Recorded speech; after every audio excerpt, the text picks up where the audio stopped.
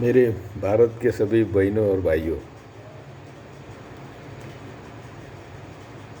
आज जो देश की निरंकुश सत्ता एक ही निकम्मे हाथों में गई है, ऐसा 5000 साल के इतिहास में कभी हुआ नहीं। हमारे प्रस्तापित हमेशा हज़ारों साल से हमें 2 जून की रोटी के लिए मोहतात करते आए हैं, लेकिन आज की हालत कुछ और है। देश की संपत्ति मिट्टी मोल भाव से बेचकर हमारे टॉप लीडर का दोस्त अदानी आज दुनिया के रईसों के लिस्ट में 5वें नंबर पे आया है। अभी आने दो, ठीक है, आया, लेकिन किया क्या उसने? कुछ क्रेडिट में तो कुछ है नहीं। जो भी है सब से देश ने बेचा और उन्होंने खरीदा। अदानी की 2016 में नेटवर्क था, यानी संपत्ति थी $3.5 बिलियन, यानी 26,000 करोड़ रुपए। तब हमारे देश में एम्प्लॉयमेंट में बेरोजगारी की संख्या थी 80 लाख और सरकार का डिसइन्वेस्टमेंट का टारगेट था 2 लाख करोड़ का। जब हम 2018 में आते हैं तो अदानी की संपत्ति $9.7 बिलियन, यानी 74,000 करोड़ की बन जाती है।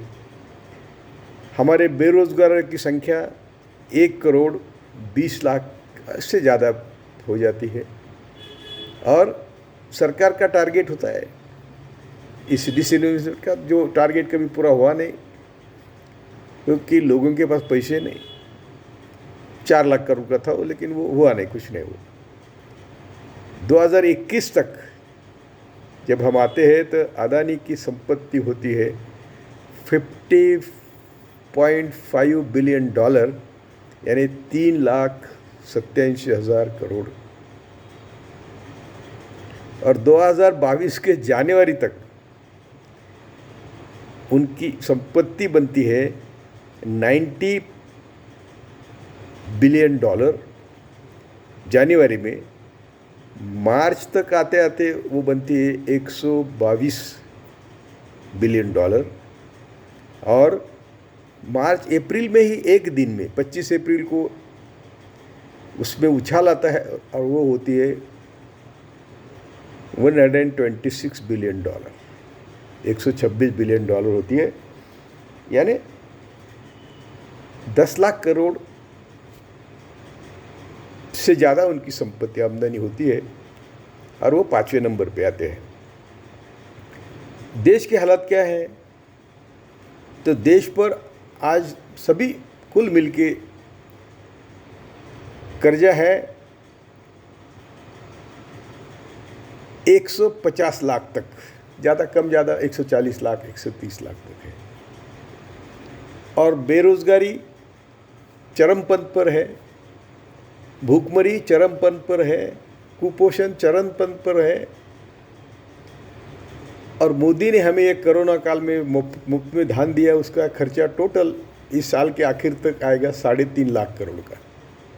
और अदानी का एक ही दिन का नफा है 3.5 लाख करोड़ का, और कोई बात ही नहीं करता क्योंकि इतनी खतरनाक सत्ता, कॉन्सेंट्रेशन ऑफ वेल्थ, पावर ऐसे आदमी के हाथ में है कि वो किसी को आवाज़ करने नहीं देता।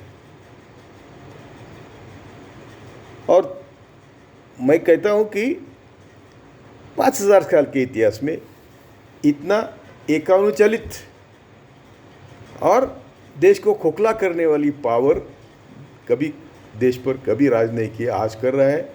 मैं सबको विनती करता हूँ कि उठो, जागो, संविधान के दायरे में और अहिंसात्मक मार्ग से रास्ते पर आओ। आके मरो, घर में सड़के बच जाए, आके मरो। इतना आज इतना ही मैं बोलता हूँ। जय भारत, जय जवान, जय किसान।